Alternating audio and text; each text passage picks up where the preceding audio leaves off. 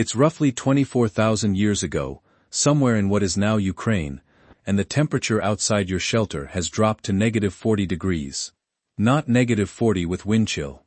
Just -40. You're wrapped in 3 layers of stitched fur, sitting inside a dome built entirely out of mammoth bones. And your biggest problem tonight isn't boredom, it isn't your phone battery, it isn't a delayed Amazon package. Your biggest problem is that if the fire goes out, you might not wake up. Somewhere behind you, a child is crying because they're hungry, and there is no pantry to raid, no 24-hour gas station, no bowl of cereal waiting on a counter. There is fat, rendered animal fat, saved specifically because it burns slow in the body and keeps you alive longer than meat alone. You'd kill for a granola bar right now. Literally. Fragment sentence. That's not a joke, by the way.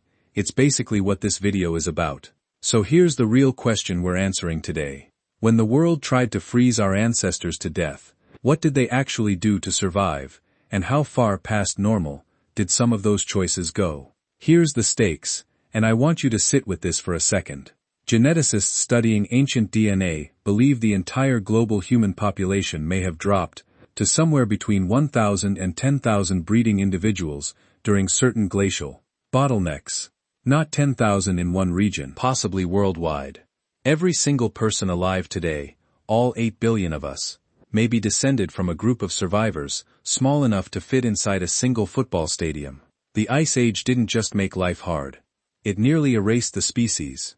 And the methods people used to not die during it were not gentle. By the end of this video, you're going to understand the specific, sometimes deeply uncomfortable survival strategies that got our ancestors through repeated glacial periods.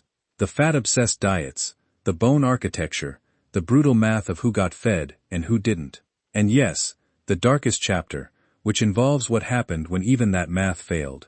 Let's get into it. Most people picture Ice Age survival as they wore fur and huddled around a fire, like it's a slightly chillier camping trip. That's the Hollywood version. Except the archaeological record tells a very different story.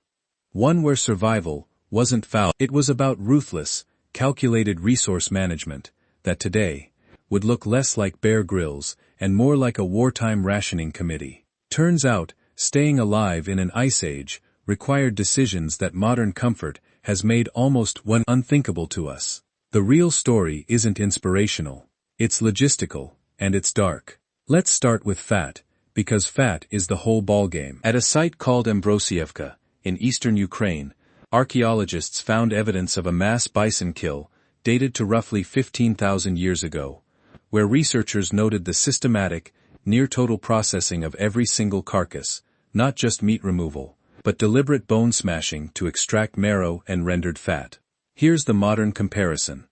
Imagine buying a rotisserie chicken and then, instead of throwing away the bones, boiling them for 6 hours to get every last drop of fat out, because that fat is the difference between your kid surviving the winter and not.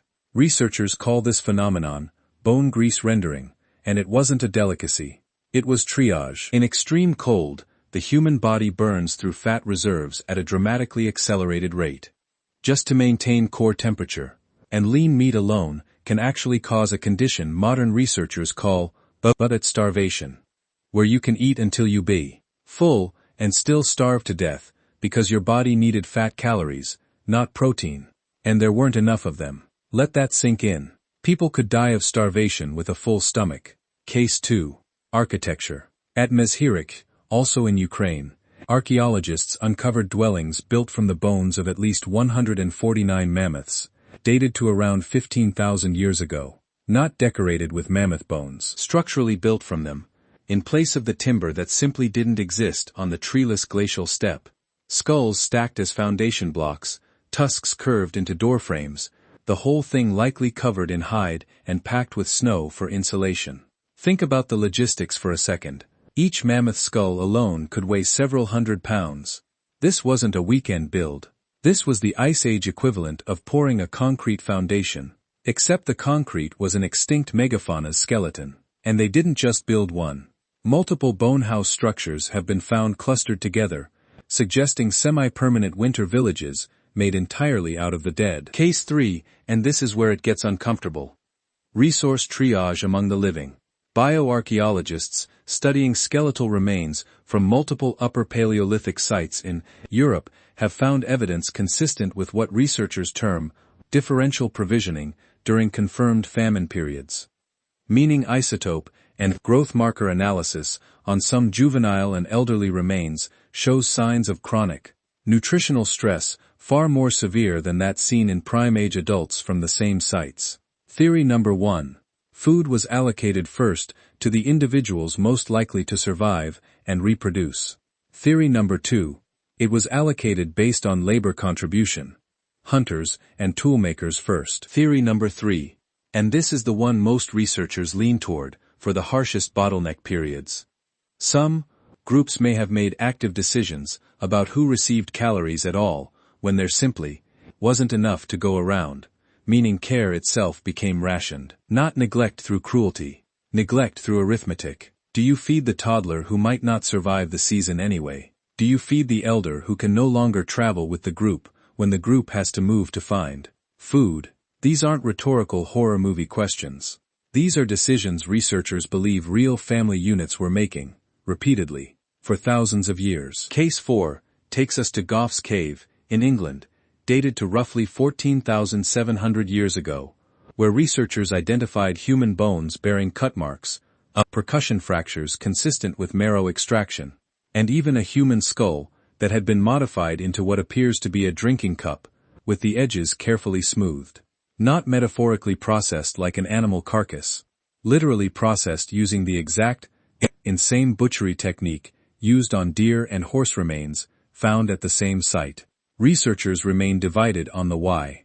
One camp argues this was survival cannibalism during acute famine, the last, worst option when every other food source had failed. Another camp argues it may have been a mortuary ritual, a way of consuming the dead as an act of respect or spiritual transfer rather than raw hunger. Both interpretations exist in serious academic literature. Both are unsettling in different ways. Either way, the technique used matches food processing almost exactly, which tells you something about how thin the line got between the sacred and the desperate.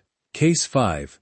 Clothing wasn't optional decoration, it was engineered survival tech, and losing the knowledge to make it could be a death sentence for an entire group. At Sunhir in Russia, dated to around 34,000 years ago, archaeologists found burials containing thousands of ivory beads arranged in patterns that mirror where sewn clothing seams would have been, meaning these weren't loose fur wraps, they were fitted, tailored garments, essentially the prehistoric equivalent of a custom-tailored parka. Bone-eyed needles found at multiple Ice Age sites confirm this wasn't guesswork. This was a specialized craft, likely passed down and jealously guarded, because a poorly made garment in -40-degree weather wasn't an inconvenience. It was how you lost fingers.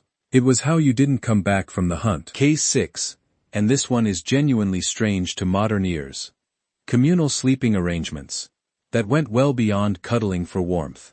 Ethnographic research on modern Arctic and subarctic hunter-gatherer groups, used by archaeologists as an analog for Ice Age behavior, documents extremely close quarters, sometimes fluid sleeping and pair bonding arrangements during the coldest months, where privacy as we understand it, essentially didn't exist, and wasn't wanted. Multiple family units sharing a single heat source, minimal clothing removed even during intimacy simply because removing it risked hypothermia, and social norms around partnering that were far more communal than our modern one-household one-couple structure. It wasn't taboo to them.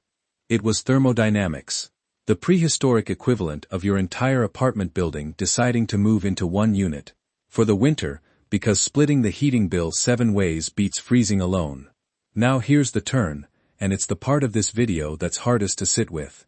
Everything we've covered so far, the fat rationing, the bone houses, the tailored clothing, the shared warmth, all of it was aimed at avoiding one outcome.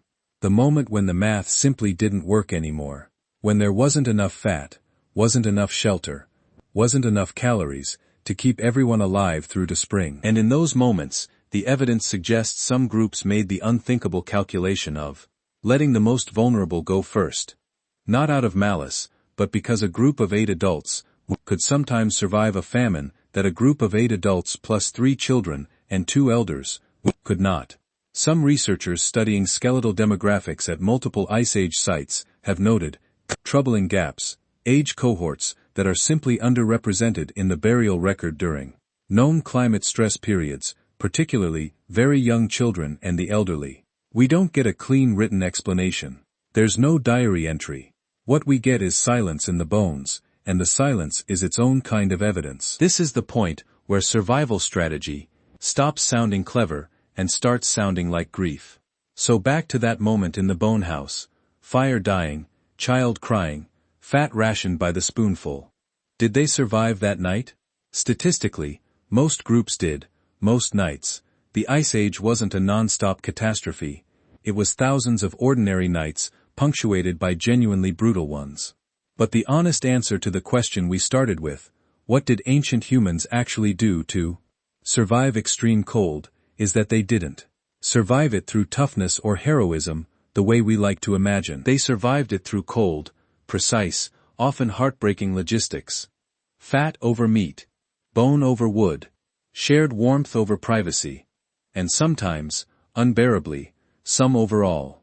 The next time your thermostat clicks on without you even noticing, or you complain about a jacket not being warm enough for a 5-minute walk to your car, it's worth remembering that warm enough used to be the single most important engineering problem the human species ever solved, and it cost us more than we usually let ourselves think about. What do you think? Could you have made the calls they had to make? Let me know in the comments.